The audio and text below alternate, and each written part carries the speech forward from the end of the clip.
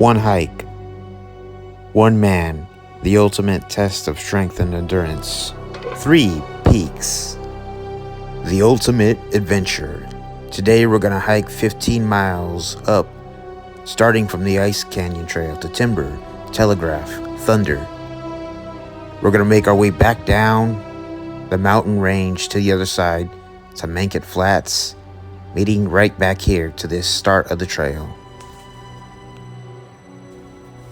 We are now at the start of the Ice House Canyon Trail. We're going to start the hike here. So the first 2 miles starts out relatively shaded.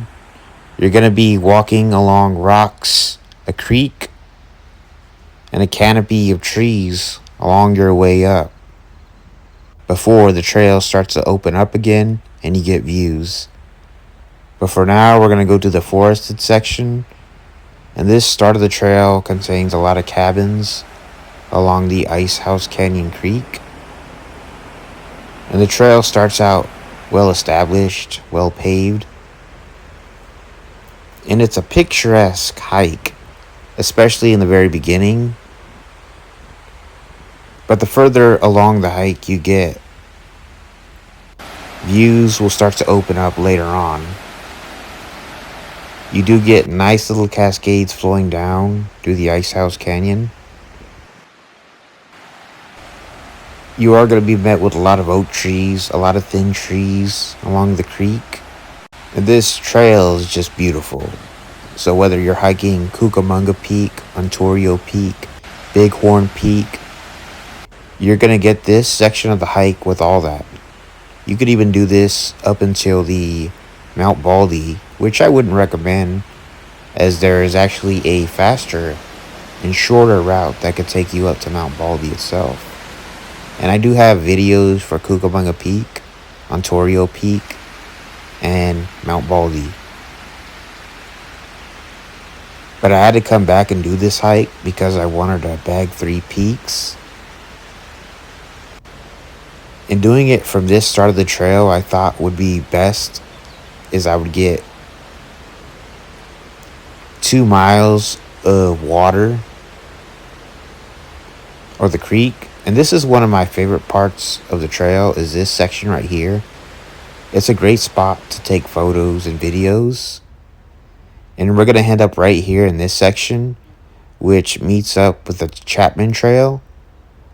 But instead of going that way, we're going to go straight.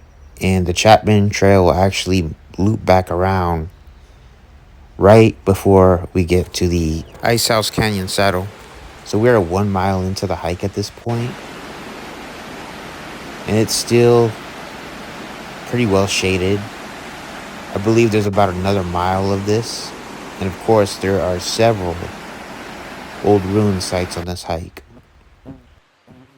And once you cross this creek, you're going to get back onto a section where there is mostly rocks, so the trail will become a little less shaded. And you do need permits to do the Ice House Canyon to Cucamonga Peak. And I decided to put this on my head as I was being swarmed with bugs. And if you're doing this hike in the summer, I highly recommend you bring bug spray. So right here, we're going to merge back onto the trail. It gets a bit rocky. But the further you get up, you're going to see peaks up throughout the canyon.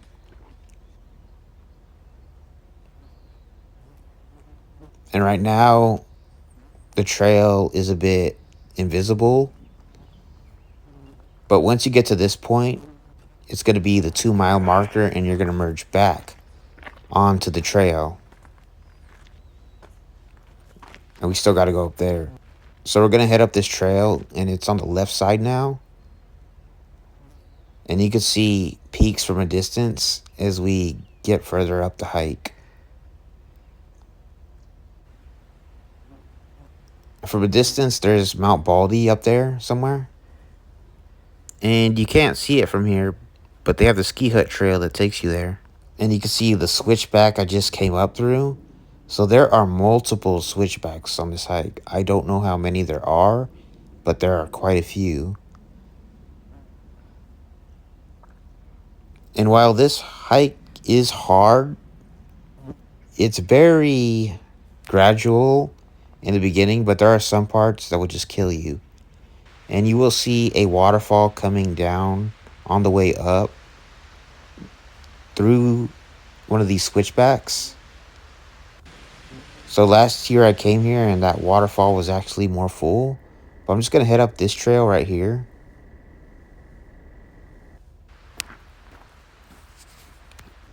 And another view of Mt Baldy on the way up. And now you're beginning to realize how high up we actually are. So this is where the Chapman Trail meets up again from that section right there. And here's another scenic landscape shot from behind. So this is actually a subalpine environment. And there is a creek coming down through the mountains. So now I'm going to try to get to the saddle, which will go up through here. And once I pass this, I will be at an intersection. So right here is the intersection. That right there will take you to Ontario, Cucamonga. And that right here will take us up to the 3Ts. So go up to this pamphlet over here, or this board, that shows the map of where we're actually at. So I'm going to give you a look at this map. So we're actually right here. And we're going to go right here up to Timber, Telegraph, and Thunder. So right here says 0.9 miles to Timber Peak.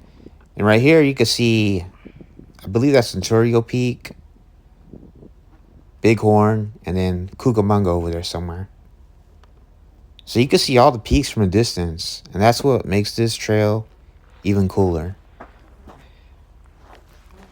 And this section of the trail is very steep.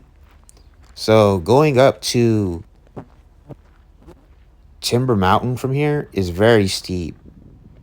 Even though it's 0.25 miles to get up to it, it's the longest 0.25 miles I ever had.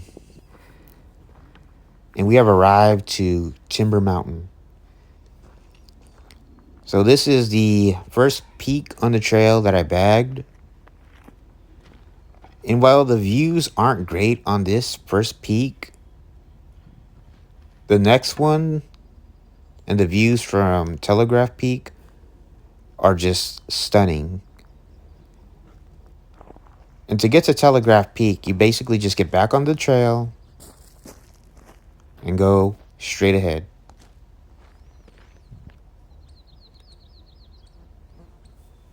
And getting to Telegraph Peak, out of all the peaks that I did on this trail, was definitely the most difficult part.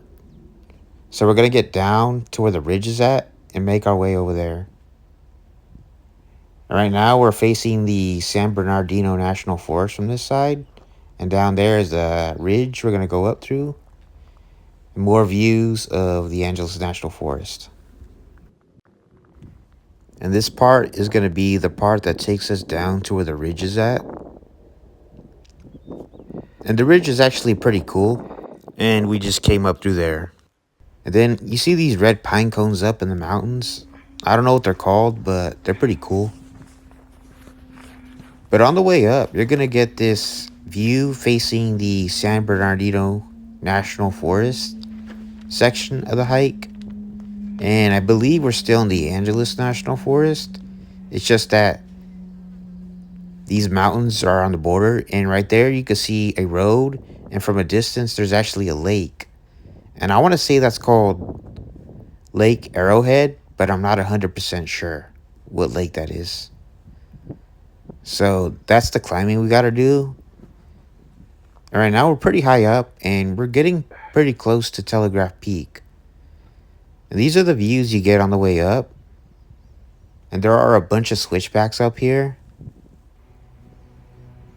So keep that in mind, because getting to Telegraph Peak out of all the 3 peaks on this hike was without a doubt the hardest. And here it is. So we're just going to make our way up here. And there's kind of a little spur off trail that takes you up to there. And you could see amazing views from here. And this is it. This is Telegraph Peak. So I want to go ahead and just get more aerial footage of the area of Telegraph Peak from up here.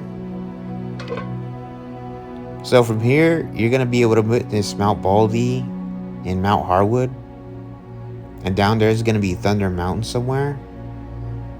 And there's also the notch down there from a distance that you can see. And there's also a small pond down there somewhere. And down there is the road. It takes you up here and the other side of the mountain range. And then the San Bernardino National Forest section.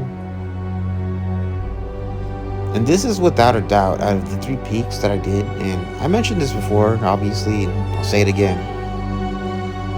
Out of the 3 T's, Timber, Thunder, Telegraph, in my opinion, is the best of the 3 T's. But now I'm going to go ahead and I'm going to head down to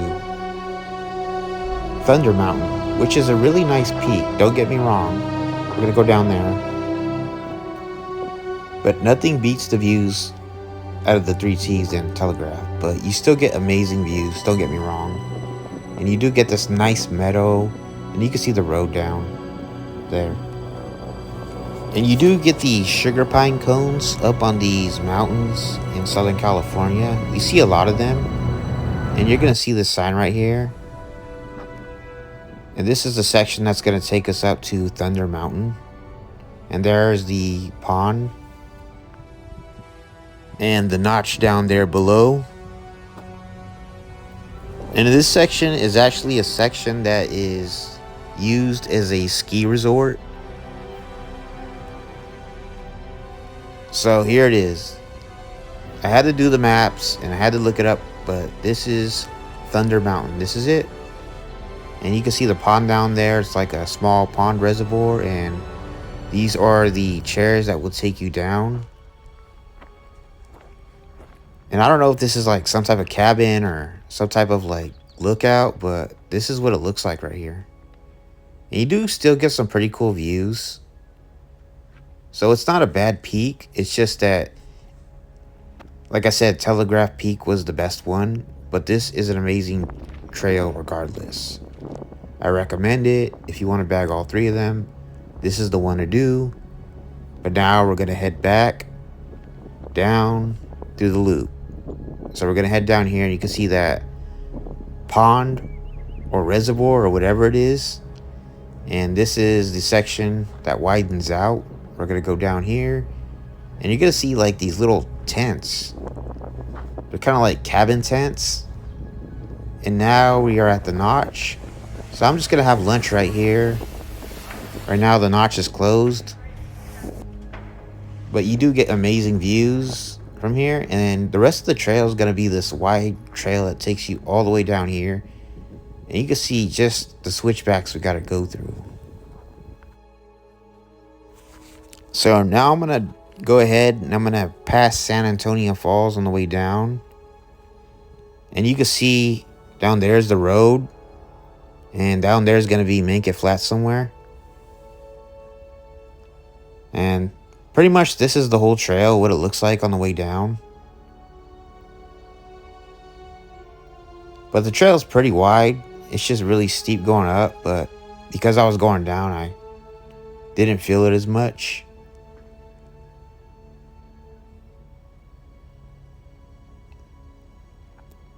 And that's the town of Mt Baldy and the road. There's a bunch of cabins down there. It's a nice town. Definitely a great spot to do tourist stuff like skiing and hiking. That's the trail that'll take you up to Mt Baldy. So now I'm going to head down to San Antonio Falls. You can see it down there. I'm going to try to get a little closer to it.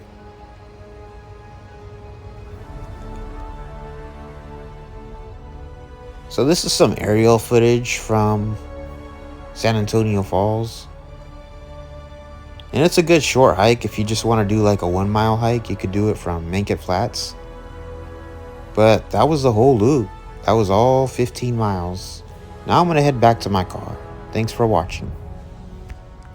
So the trail ended at Manket Flats. I had to walk 3 miles back on the road to my car.